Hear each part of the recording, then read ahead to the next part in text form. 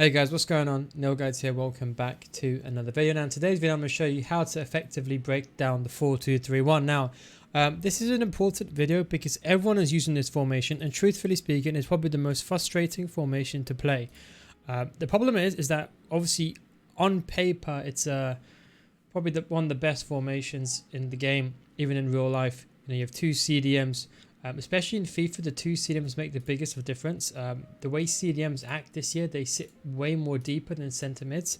And with the cut passing lanes instructions, they are basically a different level. It's why I prefer the 4-4-2 second variation, or the 4-2-3-1, or the 3-5-2, because they have those CDMs. They have the left attacking mid, right attacking mid, and a striker. So you basically have that pack out in midfield. So even against the 4-3-3, you could always bring back the striker if you're ever getting numerically done in midfield. Now I want to show you something just to give you a bit of a logic behind it. So ignore the numbers. It's not a traditional number one, as you can see, as a left back, but just bear with me for a second. So when you're let's say for example this is the opponent's team, when people are playing park the bus or overload the ball or however they're playing, what realistically happens is these four players, we don't know what they do. Sometimes they stay forward, some people have them on comeback and offense, and either way they're like this. And what happens is that if someone wants to defend, they drop the CDM deep. And that means that let's say for example, in theory, you have two strikers. Let's say you have two strikers like here. Now, the question you have to ask is, how on earth are you going to get the ball to your two strikers if you have two players there? Now, I'm going to give you a couple of seconds. Just have a think about it. Just let me know in the comment section down below what you think. Okay, so I just wanted you just to, if you had a chance to write down a comment. So generally speaking, the problem is with if you use a 4-2-3-1 to match it, it all depends on your skill level. So I'm just going to draw out the 4-2-3-1, just the base midfield and attack. What realistically happens is that these players, they tuck in tight. If you only have one striker, it's very hard to get through, because if the CDMs have the cut passing lanes instructions, they naturally position themselves to go in the event to cut the passing lane like this. And what that also means is that if you want to pass the ball to the striker, you need to be able to do 1-2s to bounce the ball back. So you have to do something like this to get the ball here, do a 1-2, let that guy make a run, and then try to pass the ball to him.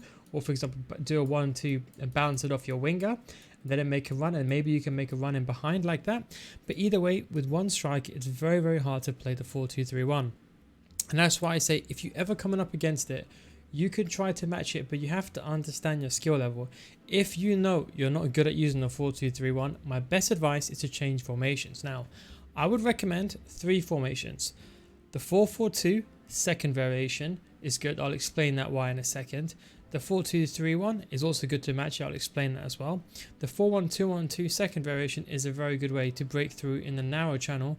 I'll go through that as well. And then finally, for me, the best attacking formation in the history of FIFA, it's 3-5-2. This formation, people don't understand this, but the power of this formation is, when I made FIFA 19, it's always been a top tier formation.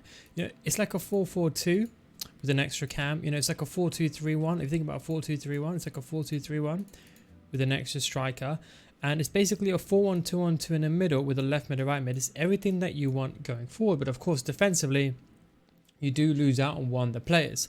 So let's go through this again. So if we have a situation like this in the 4-2-3-1, the idea is that if you have, and remember, you'll be realistically, your centre mids would be about here.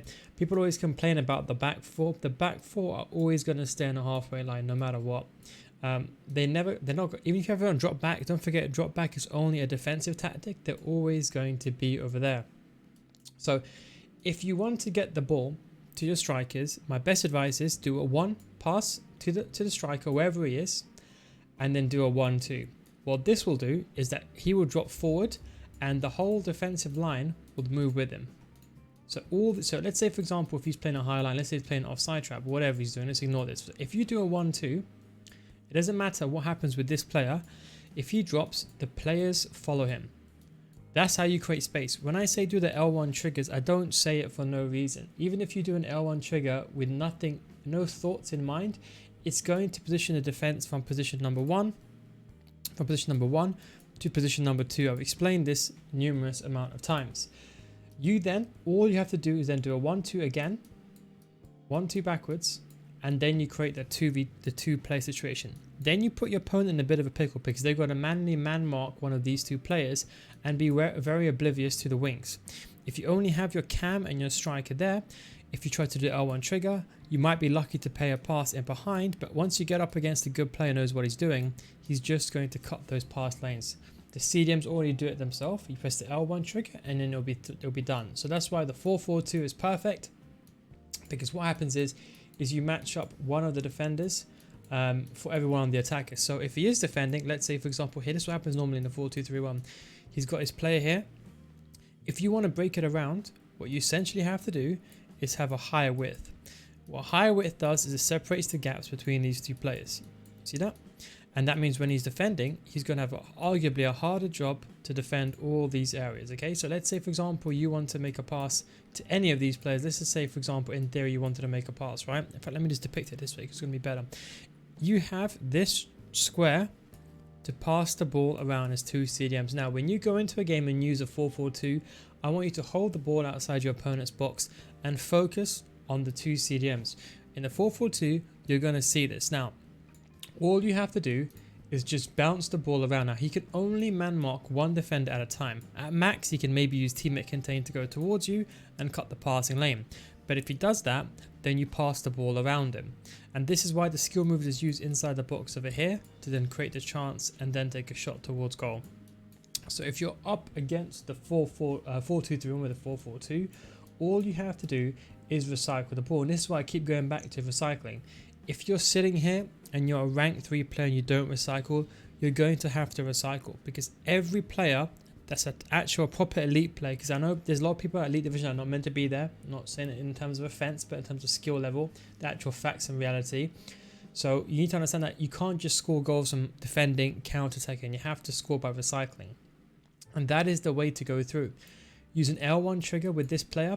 You can bring this player and when you do the L1 trigger, he will bring the CDM because he doesn't want you to make, so let's say you an L1 trigger to your striker, he'll try to man mark it. Then that means you can then move forward with the ball and then you can have a pass either one of these two players. If you poach him, you can do a 1-2 backwards again.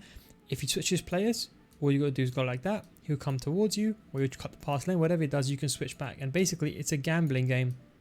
Or not gambling, that's the incorrect terminology, but it's a gamble of when you have to go.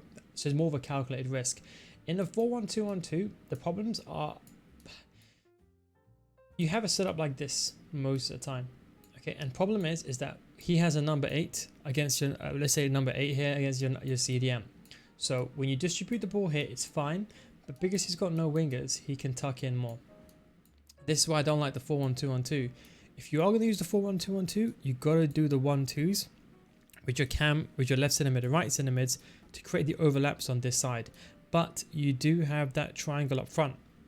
So the exact same thing that you do normally, you could do it with your CDM or you can do it with your left centre mid and right centre mid. The idea is you do the exact same thing. You see that? Because he only has 2 CDMs at one time. Remember that, of course, is you can use overload the ball side because you're playing a 4-1-2-1-2. That's why I don't like the 4-1-2-1-2 against it.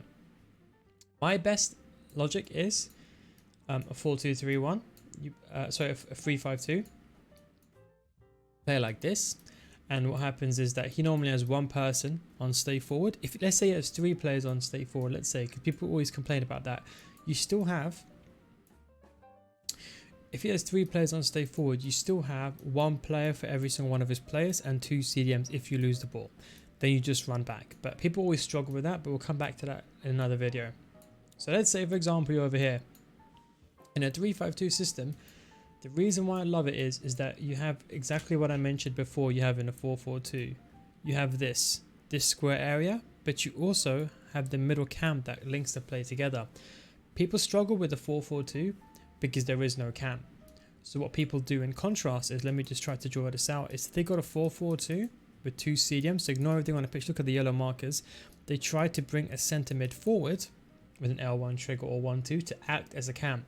That's what the top tier players do, and that's why you'll see the players like Hullet will be perfect for that role because they can bring the ball going forward, they can shoot, they can pass, they can do everything, a box to box. But in this system, why I love it is because you have this area here, you have the cross, then you also have the left mid and right mid. Now these guys, although they don't do that much, with hug the sidelines, they appear very, very wider. And what that does, if he has his left mid and right mid, left second mid and right mid on and come back on offense, it creates a bigger gap in between. And that is why, for me, the 3-5-2 is the best attacking formation in game. In fact, most teams in real life, they use some sort of 4-2-3-1, sorry, 3-5-2. They may, for example, offload one of these guys like an extra centre mid or whatever, but that so they can make a deep run in behind. But obviously in FIFA, it's not the same. It's a bit more lateral. It's not really as, you know, you can't really have like a player running at a certain time unless you do an L1 trigger. You know what I mean? Spacing is not the same in real life. So what I would say is, in a 3-5-2, have a setup like this, and that way, if your cam is outside its CDMs, all you got to do is get the ball with your CDMs and recycle. And he cannot mark every single player, even if he brought back his cam. Now, this is why I wanted to mention this. If people bring back the cam and they park the bus, they could essentially sit like this, and you can't do anything about it. There's nothing you can do. But at least with the 3-5-2 is that you have an extra player going forward, and let's say you make a pass with your CDM to one of your players, at least you still got a 3 versus 3 even against the back 5. So if someone's using, let's say, a back 5 is not that effective this in FIFA because defensively it's very good, but it doesn't have the CDM. So for most average players, they will struggle. And that's why the 3-5-2, the reason why I prefer it is because when you're defending, now maybe I shouldn't be saying this, but with a 3-5-2, I'm just going to move them anywhere just for now, okay? When you're defending, this is how you defend in a 3-5-2, like this. Of course, you can make the team more narrow if you want to. You can defend in a 4-3-1-1, like with my setup, or you can defend in like this. And because you have two CDMs, the same thing methodology applies with the back 5. So the only risk of 3-5-2 is realistically a counter-attack situation. So my best advice is, let's say, for example, I'm quickly just going to reorganize this over here. If you're going up against someone who's got 4-2-3-1, don't forget, if he's if you're versing someone like Tex or whoever it is, right? If it's a pro player, you're going to struggle. But the key, in my opinion, in FIFA, I always say there's 3 methodologies in 3-5-2. Right wing to that player. You drag that player across and you get it behind. That's my first methodology. The second one is to get the ball to the CDM, cam, bounce it back 1-2, do an L1 trigger to this guy, pass the ball going forward, and try to pass in between the gap. Remember, you can only mark 2 players at one time, so you're gonna have a numerical advantage when you're attacking.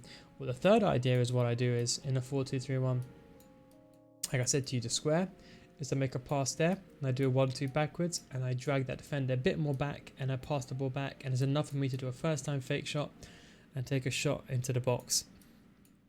Even if he sits deeper, it's not too much of an issue. The issue is when he clusters inside the box over the ball side. But I'm not going to sit here and say there's a solution, because there's none. But anyway, I just want you to try some of those things and just focus on those CDMs. So if your opponent's ever playing defensive, just think back to what I said in this video and look at those CDMs. As long as you can play the ball around, you should be fine to get the ball. If you've only got 1 player, it's hard. If you've got 2 strikers, you've got a key benefit. If you've got a cam as well, then you have the best chance of going forward, because you can always do a 1-2 with that cam or an L1 trigger, and then you create that 3v2 situation against his back line. But anyway guys, that is how I break down the 4-2-3-1. Hope you enjoyed this video series. Tell me if you enjoy more video series like this. And of course, some people are going to come at me saying, hey, this is not real life football. This doesn't work in real life. It does to some extent, but I'm just teaching this in FIFA terms. So I know in real life there's a lot more things to take into play. CDMs, tracking back, covering runs. But I'm talking about FIFA AI here. I'm not talking about like we're facing Jose Mourinho's Chelsea team at absolute peak. So understand that. Anyway guys, thanks for watching. Take it easy, and of course, I'll catch you next time. Peace out.